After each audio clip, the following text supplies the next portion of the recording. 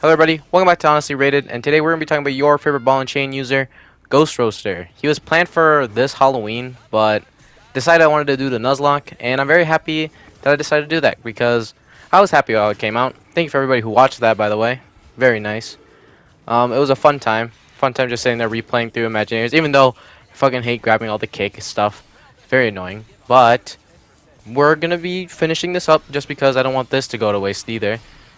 And Ghost Roaster isn't a bad character. If I had to go a little bit spoilery here, he fits in the category of Kaboom, where I do like him.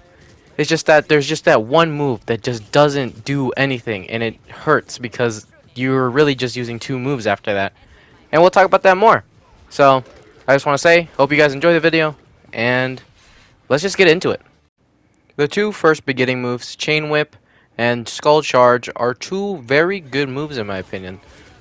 They're not bad. Chain Whip is pretty strong by itself, to be honest with you. It's not weak at all, and there's even a better upgrade to make it stronger.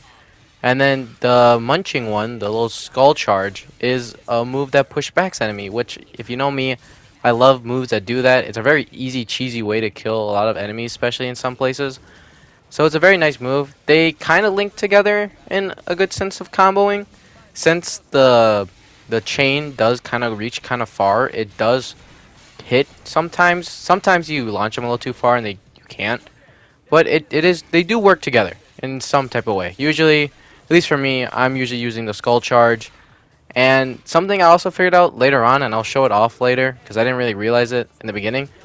I don't know if this is supposed to be like an actual thing or a glitch, but if you use Skull Charge and still press your attack button and or the other special attack, if you don't know yet, it will work. Like, you can do it. So you could like Chain Whip while you're in his Skull Charge mode. I don't know if it happens early on, but I figured it out later when I was just, going through the bottom path, and I found that really weird. So use that to your advantage. It's very good. You can hit both times. It does a lot of damage. So that's a fun fact for you. The first move you can buy, Pain Chain, is a pretty lackluster one. This just increases damage to your Chain Whip. It does 8 more damage, so not much going on here. It's just the only notable thing is that it looks cool, and it's what the Eon Elite thing is based off of, is this. Next move, Metalhead, is another move just like the last one where it's nothing crazy at all. It just allows you to extend how long your head charge will go. It's pretty significant. Again, also gives you that red little hue around it, which looks pretty cool. Again, nothing noticeable. It's just it adds to stuff. Is it nice? Yes. So it gives you a thumbs up. Just a little boring. Here's a move that I want to talk about the most. Ectoplasm mode. This is what holds Ghost Roaster back from being a better character in general. It's a move that doesn't do anything at all. It just allows you to dodge attacks, but you're still getting damaged as you go through it. So it's a self-harming move, but it lets you dodge attacks like that. And if you do it very quickly, you shouldn't get hit. Well, not even there. I did get hit.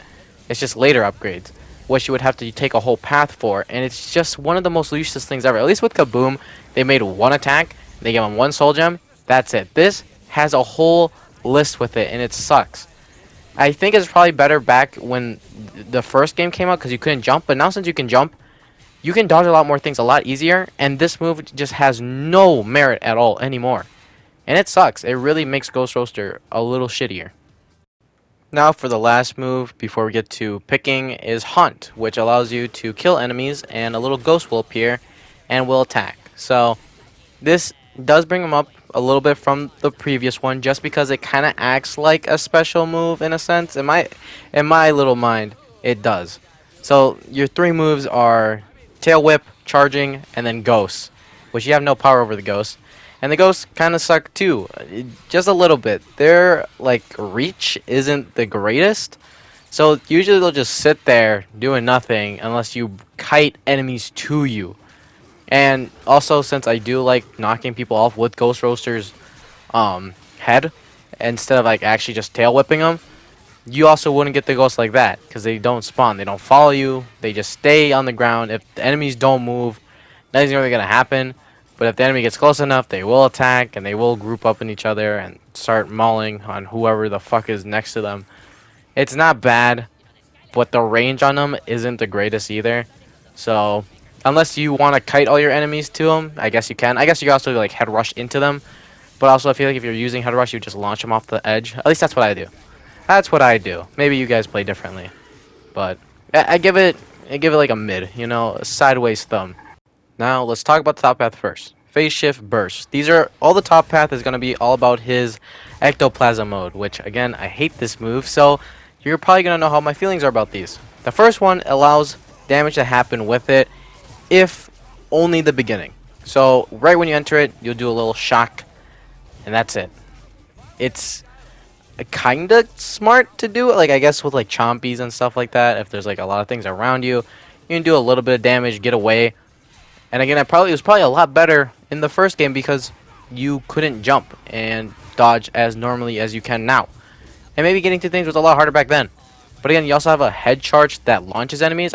Don't know. Again, I don't know if it did that in the first game, but I feel like that's still a better option, even if you take that little bit of damage, because you can just launch them off sometimes. I don't know. I like it's fine, like it's damage, I guess, but it ain't what the damage I'm looking for. It does like 20. I'd rather just do the 38 that right now it's doing, right? So it's just, I hate the ectoplasm stuff, and we have two more other things to talk about, so let's just get to them. The second one, ecto-friendly, which I really like the name of that one, allows you to go faster and take less damage as you go into ecto mode, which sounds good. Now, the problem I have with it is that you really gain nothing by doing this. I can go farther, I guess, and I can also, you know, take less damage from the actual thing itself. Like, I'm dying here. And eventually I just gave up. I just like, I don't care. I just didn't want to die. So you know what I end up doing? I just end up head rushing everyone. It is just a smart idea to just use your head rush, and it sucks that his third move is basically useless. It doesn't let him have enough diversity for him to not feel stale after a while, because I bet you he probably would. But it sucks. I really hate it. I'm really sad that that's the move. I really remember him being a lot better. I honestly remembered that that move would actually hurt as time goes. That one. So like if it actually did that, like kept like a force field around you and you could like run up to enemies and it would just tick over time for a little bit, that seems like it would be a lot more worth it than just like one initial shock of nothing. 24 damage ain't doing nothing, especially when you get to harder modes. And yeah, the final one doesn't really help him either. The last move on the top path, Nightmare Touch, allows you to, when you're in ectoplasm mode, touch the ghost, and it will do an explosion that does 70 damage, at least at level 17. Now, the reason this doesn't help much is, one, I think the radius is pretty small. Like, that only hit for 36, and I don't even know if it was the bomb itself or was it my ectoplasm, because usually it's hitting for 70. So, even there, it didn't even hit him, even though the animation goes super big. I don't know why. Like, look at that. Like, it's not hitting them. I don't know if it's because they were in the air, because I do it in the air. Even there, like, it doesn't do a lot of damage if it is doing 24, because it means it's doing the same as me going into ectoplasm mode, or it's just missing and the animation is just stupid. Like, look at that. Oh my god, the top path. This is probably the worst top path we've seen so far, because none of these things add value in the slightest. I would have more fun not buying those and just buying the soul gem, and at the same, it would be the same thing. I would feel the same. My power level is the exact same. It doesn't help in the slightest. This is like the one that I honestly tell you to go with the bottom path, no matter what. This top path fits nobody unless you just don't want to have fun. If you don't want to have fun with Ghost Wrestler, just pick the top path, I guess, because you gain nothing. And it sucks, because I do like Ghost Roaster. I love how he looks, and I love how he talks, and pain, no gain, whatever. But let me tell you why the bottom path is just significantly so much better. The bottom path deals with his head charge, which I love the most. Fright Bite and Unfinished Business are the first two. The first one is pretty lackluster. It just lets you do more damage, and also gives him a nice little animation where he just, like, you know, does a little chomp. So it makes him stop, which at first I was like, oh, this kind of sucks. I kind of like the free moving of everything. But then I realized that it kind of lets you line up, like, over and over to hit one enemy, because it stops you so the enemy will fly forward a little bit, land just barely enough to the point where when you hit, or when you get next to them, it will hit. So it's nice. I wouldn't say it's bad. Maybe if there's a lot of enemies to you, you probably would rather have like the super zoom.